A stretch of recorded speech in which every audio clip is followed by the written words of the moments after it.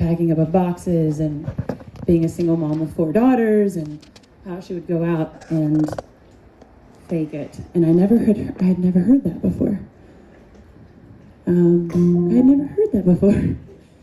And to see her having come from a time when she didn't even know how she was going to buy groceries or pay the electric bill for us and my beautiful sisters. And I remember her standing in the kitchen of this like house that like is 100 million years old, and the wind's coming through the, we're all freezing. Is it working? Okay. All right. I'm gonna finish real quick. Anyway, and she was like, I really want to do something for this community. I just wish one day I could give somebody a place to go if they needed it. And she didn't have 2 pennies to rub together. And I was sitting there going, okay, And then to see all of you here tonight that have come beside here, like Carrie Britnell's here somewhere. I remember Carrie coming. She's the girl that my mom was talking about, the one that showed up and helped with the Christmas tree and helped organize the cabinets because my mom just couldn't. Melanie, I don't know where Melanie is in the beautiful green dress that I'm totally going to steal later. There she is. People like that, Dottie, that have been here for my mom for 30 years. And I just wanted to say thank you so much. Yeah. Thank you so much. So, I think the video's ready. Enjoy it. Thank you for being here.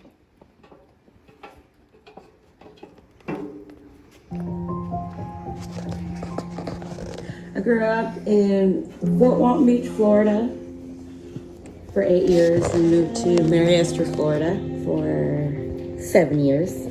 Grew up, I was back and forth between my aunt and uncles, well, my great aunt, my great uncle, and my mom and my stepdad's place. It was,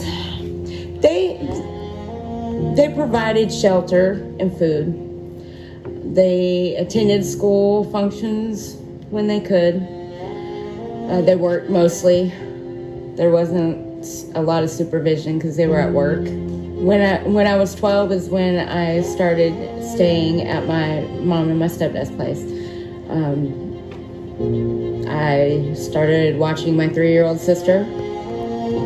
I started drinking and smoking, which was allowed by my mother. I was actually getting into places, and I was not 21, going in there with co-workers and just slipping right through. I was in a relationship, living with a person for 10 years. 7 years was good, I thought. And 3 years of it became violent, very abusive. Drugs and alcohol played a lot of part of it. A lot of it, methamphetamine use. And many times I had prayed one prayer I remember very much so, because God wasn't taking me, He wasn't allowing me to die. I was up off my feet. Yes, I was asking for Him to let go of me and let me leave, is what I was asking God. I had left from the home at the time where the abuse was. I had left, spent many days out on the beach, went to a place called Bethany Wilson, asked to use their phone because I was going to a women's shelter. I was going to a program. Something was going to be done. I wasn't going to have it any other way. Told God that. I was like, God, I need change. So I called Women's Clear Vision. I was told that I was allowed a 3-day emergency stay. I got here to Pensacola and met Miss Judy at Washburn, and she told me about Terri Merrick at Dream Center. Hope was birthed when I came to Dream Center in Pensacola, Florida. felt like I was actually able to get somewhere, to go somewhere. There was hope that my life was going to change.